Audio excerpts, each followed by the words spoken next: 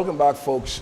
I'm being honest. I'm not sure I was ready to come back because we were having such an interesting discussion between Freddie and Chris, which we may touch on what they were talking about a little later, but we want Freddie to continue because that was a very valid point that he was making. Well, see, the point that I wish to really drive home to the Bahamian people is that the more things change, the more they seem to be the same.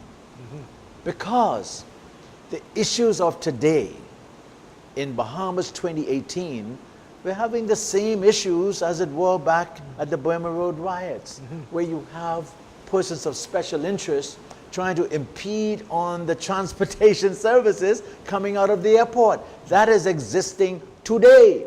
When we look at what happened to the workers at Sandals, when they were unceremoniously just dismissed for whatever reason, all boils around economics, Reverend Dr. Moss, and the oppression of our people. But to keep it in perspective, we don't seem to recognize that it was the worker, the man on the street of whom you spoke, that really got to the point where they said enough is enough, as it were with Pompey.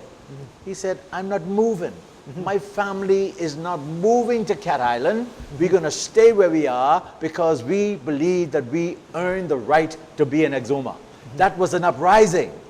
Dr. Curry will tell you the story of poor Black Kate, this 16 or 17-year-old girl who just defied the masters, that she had enough of the oppression, and they punished her, CB. That was an impetus that caused them to move to the emancipation, I'm told, because it was debated back in London. That is the resistance of our people. And so we move, and even Dr. Curry will also tell us the historical facts about what happened down in Inagua at the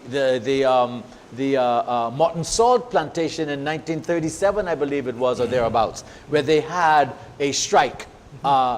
With the workers resisting oppression again. Burma Road he mentioned, and on and on. So I'm saying that it is always from the belly of the people. And you said it absolutely correctly. In '53, when the PLP was established as a party formed by 3 coloreds, don't forget that, Stevenson, Cartwright, and Taylor. These were what we will call today Conky Joes. That's right. But they had an issue with the then oligarchy. So they formed themselves into a party.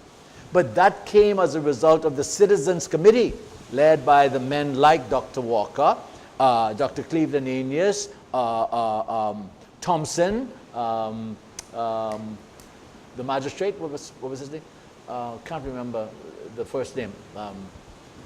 Anyway, it'll come to me. But these were men who stood up because we felt that there was an oppression when they wanted to even show Sidney Poitier as a doctor in a movie. Maxwell Thompson and those. Maxwell Thompson, that's the name. They said, we're going to show this movie to our people because they never wanted to lift up those from the grassroots, those from the bottom of the totem pole. But it's always when the people have had enough that they will rise up and stand up and come against the oppressors. And so this is where I believe we need to get the story correct. It's not always putting the politician up front. It's putting the foundation of the people having enough of the oppression that they will, and you made the point, more than economics, survival. That was the issue. I'm going to ask you to comment on a statement that I'm going to make, both of you. Do you think that the majority rule day story has been too sanitized? I'm going to explain. Too sanitized. The narrative is always the same, always operating from the higher echelon of By sanitized, leaders. you mean politicized? Well, not so much politicized, but more the establishment seemed to take the dominance in that. I'll tell you what I mean. We always talk about Burma Road riot, but very few of us know the names of the people who were involved, who died. You see, we have to put a personal face on this. We have the names, you know, we know the names. Those who were taken to court, those who suffered personal deprivation. But you say, oh, the Burma Road riot. A lot of people can't even relate to that because there are descendants of those people who suffered and died in our society. Yes. You talk about Paul Black, Kate, and all those others. Unless we know their story and put a more human face on it, we tend to talk about, oh, the election of 1967, one side had 18, the other 18, and two people went over there and created, and that's where. But let's talk about those persons who toiled in the sun, who gave up a lot of their opportunities. Address them. Well, CV, as you know, under another organization of which you and I both are members, we've been agitating for this kind of history to be taught on a mandatory basis in all of the schools. Thank God for people like Dr. Chris Curry. Absolutely. Because he's writing, and he's writing the history of our people. I know this for a fact, because he's in the process of completing another book now, where we will talk about these issues, and hopefully we get them into the schools from the primary school level. As a matter of fact, this morning I had the opportunity to speak at one of the primary schools, Aubrey Sales. And one of the questions that one of the teachers asked me, where could we get this information at the level of the babies, the children, the 6 and 7 and 8 year olds, so that they could understand it? And Dr. Curry, forgive me, but I referred them to you. So they're going to be coming to you so that you can put it in a form, I would imagine, or at least help them to put it in a form that the young people will have an opportunity to learn about these historical facts. Each year at Majority Rule Day, we spread out to the various schools. Yes. And like Freddie said, I spoke at C.R. Walker this morning, and it was amazing. Oh. You had over 1,000 students standing. Yes. Standing up. Same situation. The silence. That's right. Incredible. Showed the interest they had in what was being said. Yes. Our people are hungry, thirsty. Including the teachers. Everybody. They want the information. Everybody. They want this information. It's not available. Not available. It's basically capsulized. Just everybody knows the narrative. It's almost as if we're ashamed of it. See, I got to get real, man. See, we've been agitating for this at least for about 15 years. Yes. And we don't want people... And we went to the highest level. And we want people to understand, like I told the folks at C.R. Walker was in Parliament for over 20 years before the PLP was even formed. Yes. So these stories. See what happened? The PLP was formed by the men who you said, and they were dissatisfied with the status quo, and they wanted a change. But I have a feeling they were willing to change it from within the system. The truth is, the progressives, those people, Marla Butler and those who are already in the fight, before that time, the progressives just overwhelmed them and took control of the organization as I see it. Now, let me say what I have to say. Yes. I went to QC yesterday and I spoke to the primary school. What amazed me, much like the stories you all are sharing, and I was speaking to primary school kids. Yes. We're talking grade 5 and 6 students. I talked for about 20 minutes. These are babies. And I spoke to them basically what I said earlier, I gave to them.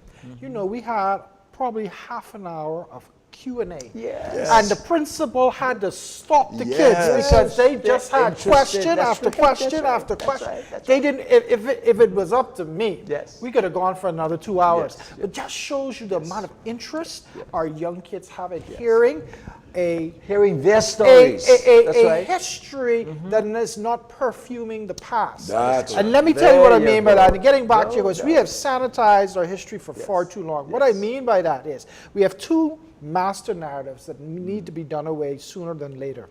The first narrative is that Bahamians are docile, acquiescing, quintessent people. We just give in, we're passive, we don't fight for anything. If you look at the narrative of what we've shared up to this point in this show, from Pompey to Corino to Dick to Kate to all of these individuals, Matilda, and there are many more, they all were fighting for freedom, for Yes, something. And it yes. didn't stop with abolition of slavery. We talked last week about the role of the lodges, all right, and the friendly societies. They marched every year up to Government House and presented grievances to the governor. In 1880, they even took over Trinity Methodist as a symbolic act. Yes. What I want to argue is, there was politics in the Bahamas before the PLP. Yes. Yes. Bahamians were agitating for change before they formed a political party. And let's not forget, we didn't discuss this last week, the influence of Marcus Garvey and his black nationalist organization, the Universal Negro Improvement Association, which had at least 2 chapters in the Bahamas, was absolutely significant to gaining people's awareness of their rights or the rights that they were denied and getting them to think consciously about agitating for change.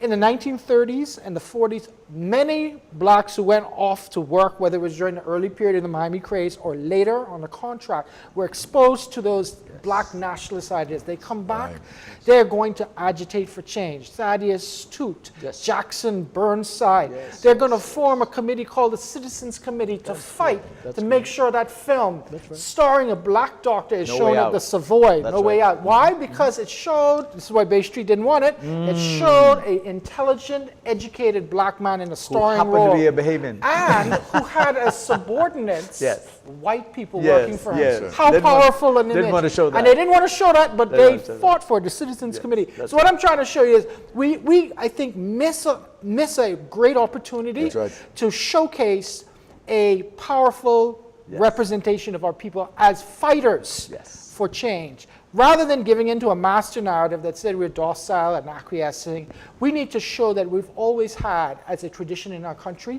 people who are willing to stand up and to fight for what's right. And these are the stories, CB, that have to be told. These are the stories that will put the self-esteem and self-worth into our youth. And these are the stories that will help us to lift our country to the point where we would understand that we have a wealth of history, a wealth of richness that we can't find anywhere else, you know. Because don't forget, he mentioned Marcus Garvey. But in that story, you must also say and mention a Dr. Robert Love, Yes. who was his mentor. Yes. And was a Bahamian. And was a Bahamian. You must also mention that same narrative that Dr. Martin Luther King came here to talk to us to find out how are we going to take our nation without violence. You talk about He Robert came Love. here for refuge. Very few Bahamians know about Robert That Love. story. How many Bahamians know that we have a bust of Robert Love at UB? I don't know. See, we don't but know I'll that. say this much. Robert Love left the Bahamas. An eminently qualified man. He was a priest, And a doctor. Doctor a doctor. Medical doctor. He left the Bahamas. and a Pan-Africanist. He went to Haiti, where he reached a higher echelon of the Haitian government. He left Haiti, I'm not sure it was willingly, but he left Haiti and he went to Jamaica and did the same thing. So much so that he is honored in Jamaica more so than his birthplace. Very few Bahamians even Isn't know that sad? anything about And I it. want to add one last dimension. He got his medical degree in Buffalo, New York. Yes. You know anything about Seneca Falls and Upper State Yes, New yes, York? yes, yes. That is where they founded the NAACP. And there was a lot of reform movements in that area around black activism. So he was a part of that movement. That's where he got- in that area. he got And then his he exposure. moved to Haiti, as you rightfully Yes. pointed out. So ended up aren't in these Jamaica. wonderful stories that we could relate to our children so that they can aspire to become That's world right. changers But you talk like the about- Robert Loves, That's like right. the Marcus And local Garveys, people, Sir like Clifford. the Albert Williamses, and the list, Sidney Poitier, and the list goes on and on. You mentioned these Bahamians over there, Burnside, basically getting that awakening, Yes. that national Yes. spirit. Yes, yes, yes. Sir Clifford, in his book, Yeah. says that that's where he Yes. was Yeah. put on the road. He was on the contract picking fruits Yes, yes. and exposed to the Absolutely. injustices. Exposed. And The Jim listening, Crow That's system. right. and listening to some of the progressives over there. Right. When he got elected over there to be chairman of a committee. So when he returned to the Bahamas, he was ready. CB, to a lesser degree, precisely one of the reasons I came home. When you are exposed to that overt racism. Yeah. See, it was here, but it was kind of insidious. And you know what I find even today, listening to some of the talks that over the various radio stations over the last few days, I hear people talk about we should forget about that part of our history. No way. We should push that aside. And why do we want to talk about racism? We got to talk about it so that we could stamp it out once and for all, and people could understand that there is nothing wrong with exposing the travesties of what we came through as a people. Well, so that it will never ever happen again, like the Jews. Yeah, we have to Yeah. open this up. We're going to continue shortly after this break. Folks, don't go away. We've got a lot more interesting things to give you. Only love can save us now. Only love.